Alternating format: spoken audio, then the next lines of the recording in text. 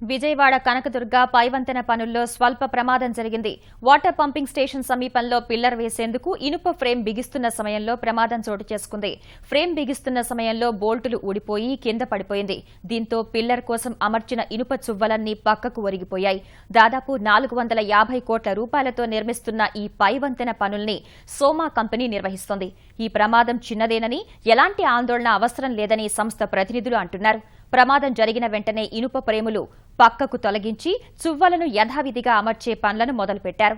దీనివల్ల పైవంతెన పనులకు ఎలాంటి ఆటంకం ఉండబోదని, పనులు యథావిధిగా జరుగుతాయని వారు తెలిపారు. ఈ ఘటనలో ఎవరికీ ఎలాంటి గాయాలు కాలేదు.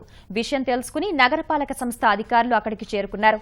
అయితే చిన్నపాటి ప్రమాదమేనని వెళ్లిపోయారు. విజయవాడ నగరంలో ట్రాఫిక్ కష్టాలు తీర్చే లక్ష్యంతో ఈ పైవంతెనను ఎంతో ప్రతిష్టాత్మకంగా భావించి నిర్మిస్తున్నారు. జరిగింది చిన్న ప్రమాదమే అయినా అధికారులతో పాటు గుత్తేదారుల్ని ఉలిక్కిపాటుకు గురిచేసింది.